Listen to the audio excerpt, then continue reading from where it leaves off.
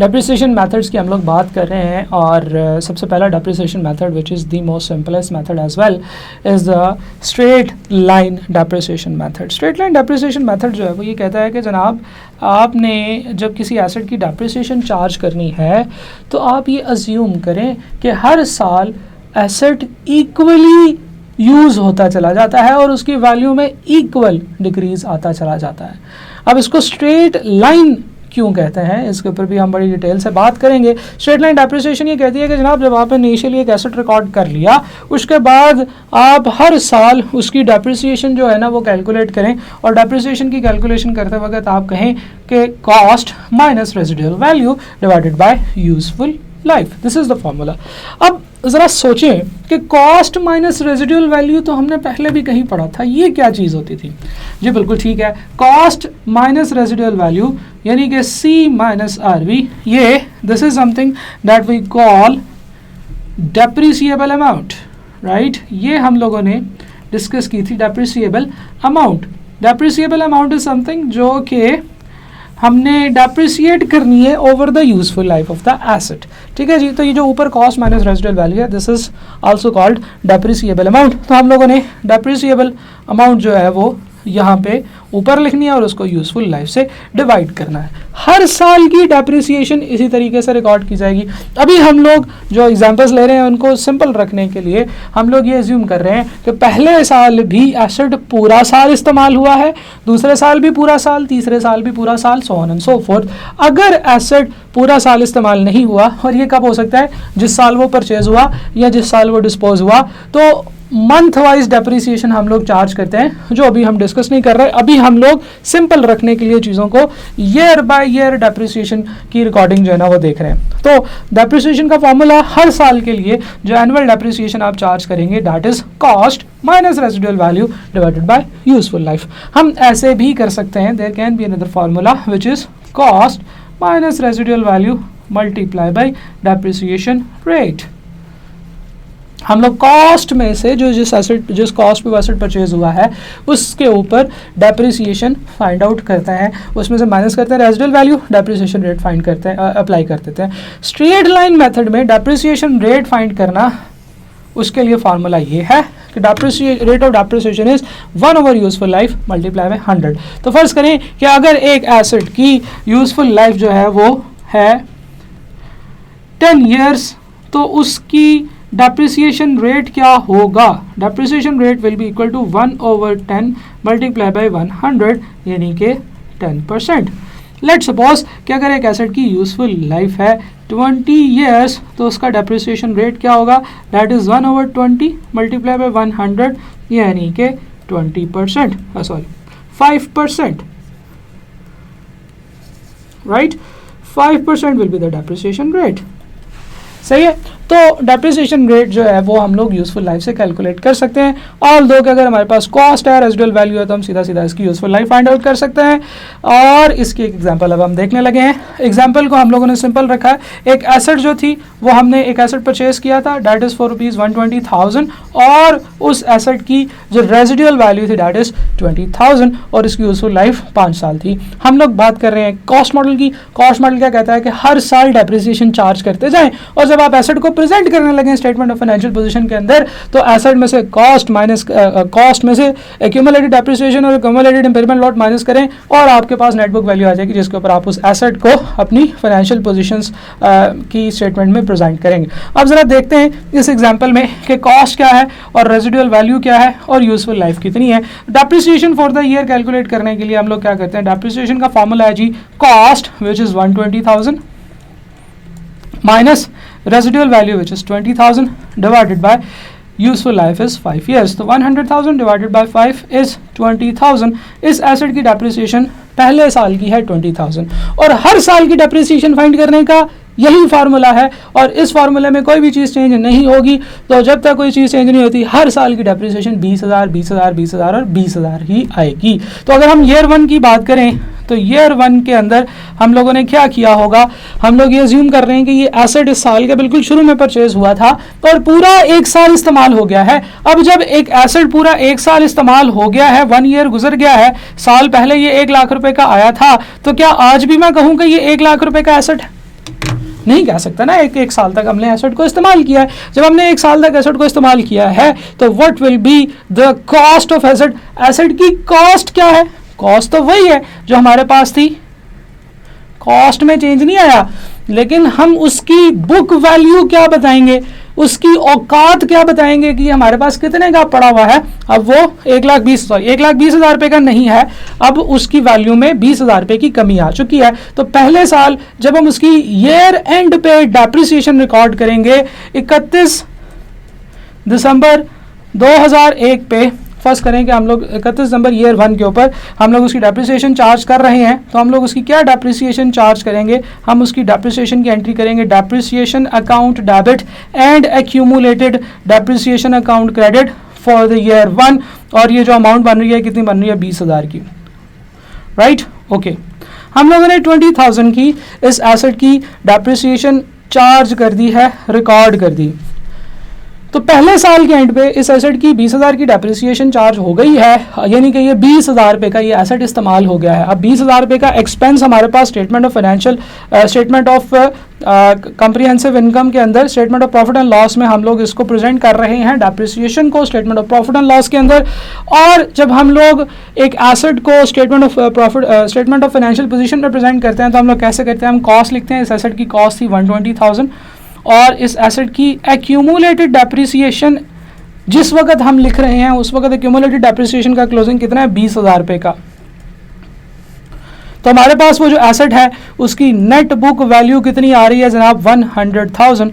ये एसेट हमारे पास financial statement में 100,000 का प्रेजेंट हो रहा होगा, राइट। ओके जी, हम लोग बात करें एक एसेट की कि जैसे जैसे उसके ऊपर डेप्रिसिएशन आती चली जाती है, ईयर एंड पे जब हम लोग फाइनेंशियल स्टेटमेंट्स बना रहे हैं, जब हम लोग अकाउंट्स क्लोज कर रहे हैं, तो हम उस वक्त उसकी डेप्रिसिएशन की एंट्री रिकॉर्ड किया करेंगे।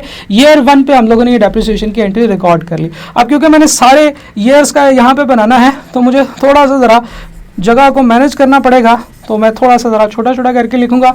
आई होप कि आप लोगों को नज़र भी आएगा और समझ भी आएगी। सबसे पहले बात करते हैं हम ईयर 1 की। तो ईयर 1 में जो इसकी डेप्रिसिएशन की कैलकुलेशन है वो कुछ इस तरीके से होगी। Depreciation for the year is 120 minus 20 divided by 5, यानी कि 20K की इसकी डेप्रिसिएशन होगी। अगर हम इसकी डेप्रिसिएशन की एंट्री की बात करें तो हम इसकी क्या एंट्री रिकॉर्ड करते हैं, depreciation account debit and accumulated depreciation account credit, और 20,000 से हम इसकी एंट्री रिकॉर्ड करते हैं। अब देखते हैं कि स्टेटमेंट ऑफ फाइनेंशियल पोजीशन में हम लोग इसको किस तरीके से प्रेजेंट करते होंगे। स्टेटमेंट ऑफ फाइनेंशियल पोजीशन अगर आपको याद हो, यानी कि आपकी बैलेंस शीट अगर आपको याद हो, तो हम लोग क्या करते हैं, हम बैलेंस शीट में सबसे पहले एसेट्स लिखते हैं।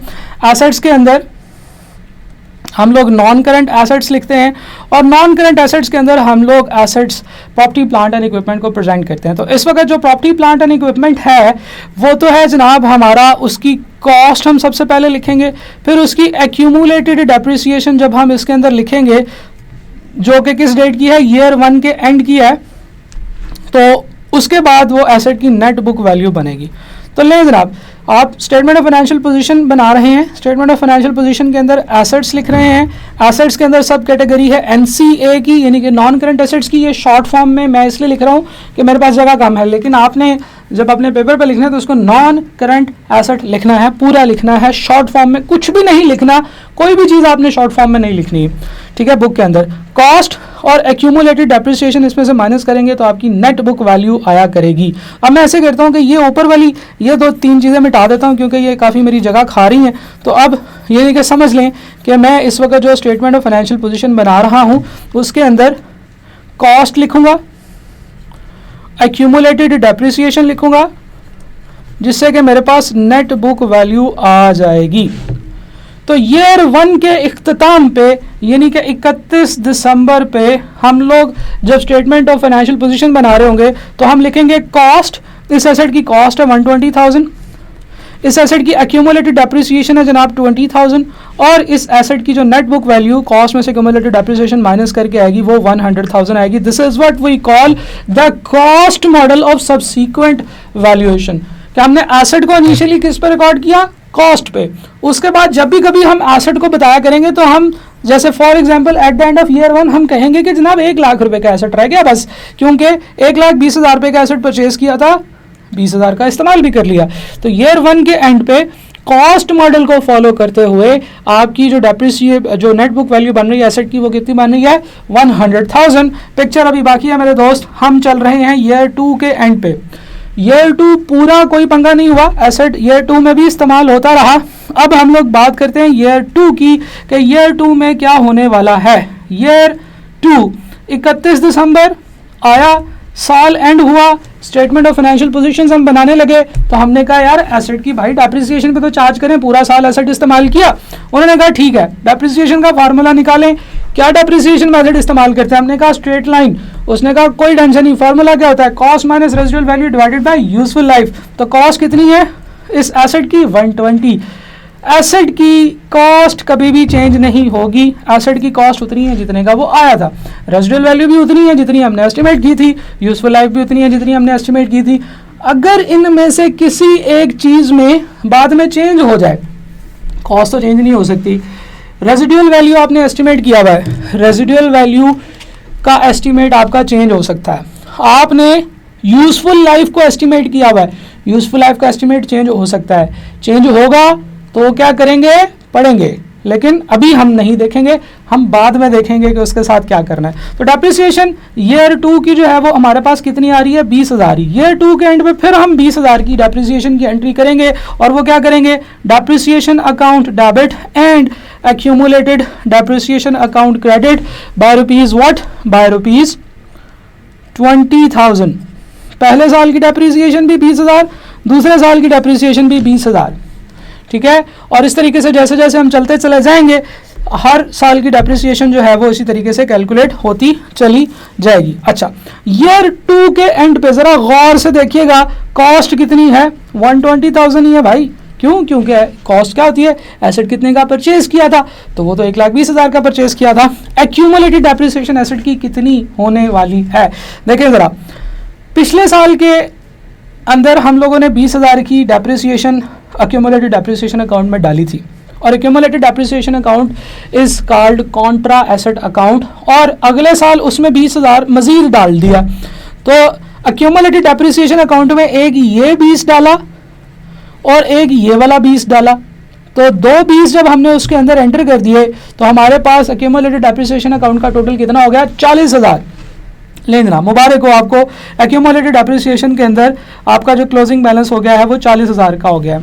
और ठीक है, ये समझ भी आती है बात कि 20,000 का आपने पहले साल इस्तेमाल किया, 20,000 का आपने दूसरे साल में इस्तेमाल किया, तो जनाब आपकी जो नेट बुक वैल्यू बन गई है दैट इज 80,000। तो ईयर 2 के एंड पे आपके एसेट की औकात कितनी रह गई है? 80,000। ठीक है जी, हम लोग ईयर 3 की तरफ चलते हैं, लेकिन इससे पहले मैं आपको ये बता दूं कि कोई भी ईयर है, स्ट्रेट लाइन डेप्रिसिएशन के अंदर हर साल की जो डेप्रिसिएशन है वो बिल्कुल सेम होती है, हर साल की डेप्रिसिएशन बिल्कुल सेम होती है। ये मेरे पीछे आ रहा था, मैंने इसको चेंज कर दिया है, इसको इसकी जगह प्लेसमेंट चेंज कर दी। हम लोग आगे चलते हैं जी, ईयर 3 की बात करते हैं जनाब। ईयर 3 का 31 दिसंबर आया, आप फाइनेंशियल स्टेटमेंट्स आपने बनाना शुरू की, फिर सोचा यार एसेट की डेप्रिसिएशन तो चार्ज करनी है। डेप्रिसिएशन एसेट की ईयर 3 में भी बिल्कुल सेम फार्मूले से बिल्कुल सेम आंसर आएगा। तो जब हम इसकी एंट्री रिकॉर्ड करेंगे, हम एंट्री रिकॉर्ड करेंगे depreciation account debit and accumulated depreciation account credit by rupees 20,000। और जब हम लोग स्टेटमेंट ऑफ फाइनेंशियल पोजीशन के अंदर इसको प्रेजेंट करने के लिए जाएंगे तो हमारे पास कॉस्ट इसकी कितनी आएगी एसेट की? 120,000, और एक्यूमुलेटेड डेप्रिसिएशन इसकी कितनी आएगी? 60,000। 20,000 पहले साल की, 20,000 दूसरे साल की और 20,000 तीसरे साल की। तो इस तरीके से हम लोग एक्यूमुलेटेड डेप्रिसिएशन जो है वो इसमें 3 सालों की 60,000 रिकॉर्ड करेंगे। तो हमारे पास net book value at the end of year 3 will be 60,000 rupees. Okay, year 3 के बाद क्या आता है जी? ईयर 4। कोई दिक्कत नहीं है, कोई परेशानी नहीं है, कोई चेंज नहीं है, हम लोग ईयर 4 में चलते हैं। ईयर 4 का 31 दिसंबर आया जी, और आपने डेप्रिसिएशन कैलकुलेट की, 20,000 की आपकी डेप्रिसिएशन बन रही थी, आपने एंट्री की depreciation debit and accumulated depreciation account credit by rupees 20,000 and 20,000। और जब आपने स्टेटमेंट ऑफ फाइनेंशियल पोजीशन के फेस के ऊपर एसेट दिखाने थे और अज्यूमिंग कि आपका कोई और एसेट नहीं है, तो हम लोग बताएंगे कि 1,20,000 रुपये का एक एसेट था जो 80,000 रुपये का अब तक यूज़ हो चुका है ईयर 4 के एंड पे, और आपके पास वो एसेट जो है वो अब कितने का है, वो 40,000 रुपये का एसेट पड़ा हुआ है। This is the net book value at the end of year 4। सही है जनाब। एक छोटी सी चीज़ मैंने आपको यहाँ पे एक्सप्लेन करनी है, इसलिए मैं समझता हूँ कि हमें ईयर 5 की कैलकुलेशन भी यहाँ पे कर ही लेनी चाहिए। ओके, ईयर 5 के लिए मैं एक डिफरेंट पेन कलर चूज करूंगा। अब पेन कलर्स में कौन सा कलर चूज किया जाए, पर्पल। ईयर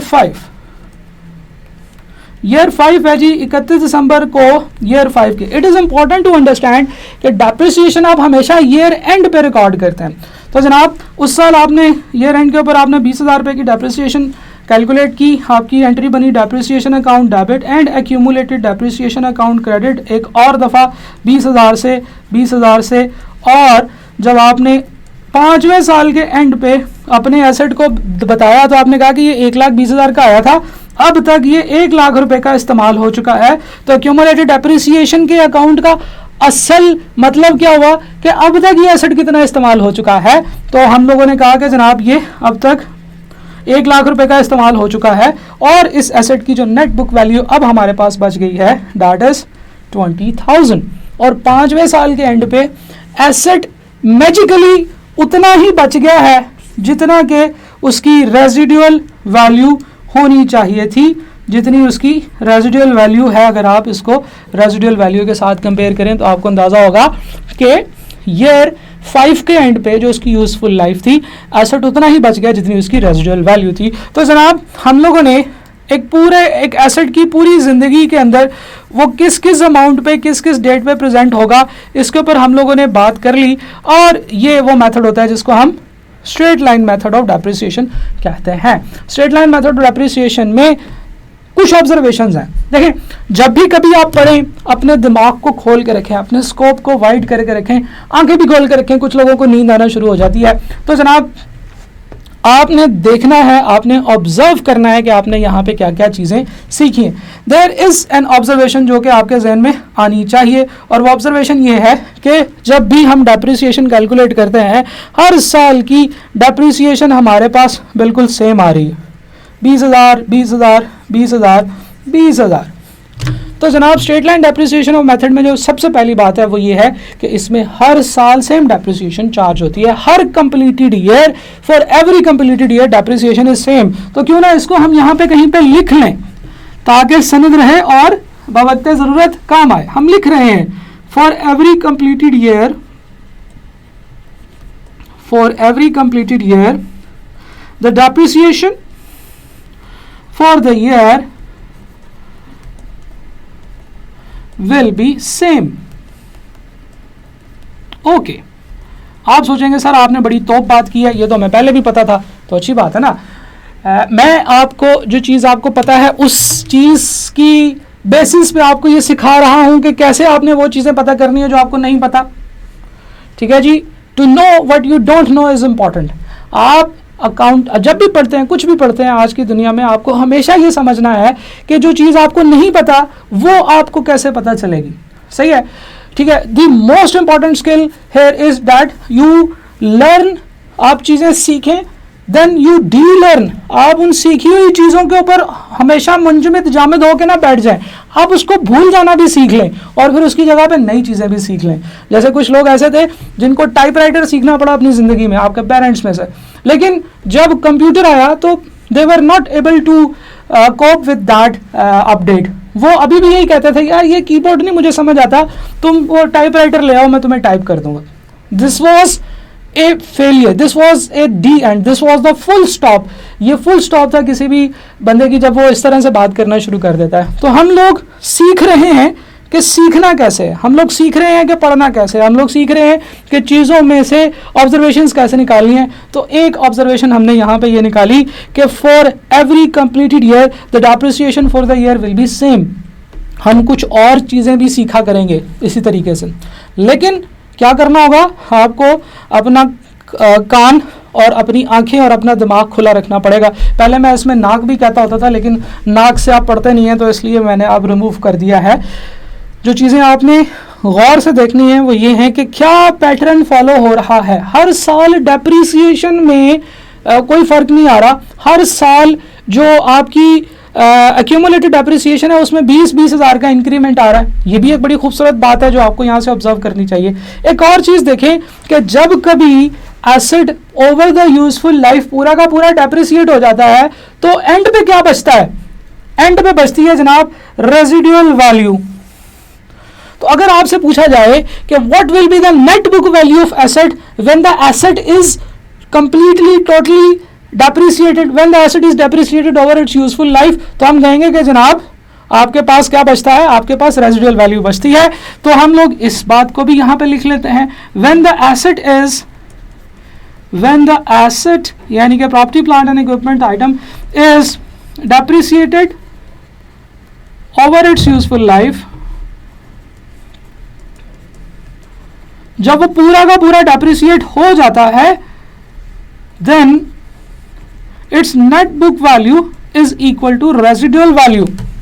और अगर रेजिडुअल वैल्यू 0 हो तो फिर भी रेजिडुअल वैल्यू के इक्वल ही है, यानी कि 0 के इक्वल ही है। Net book value residual value के इक्वल होगी। ये कुछ ऑब्जर्वेशन है जो हम लोगों ने यहाँ से निकाली हैं। हम और भी बहुत सारी ऑब्जर्वेशन यहाँ से निकालेंगे, लेकिन इस वीडियो के लिए यही कुछ है।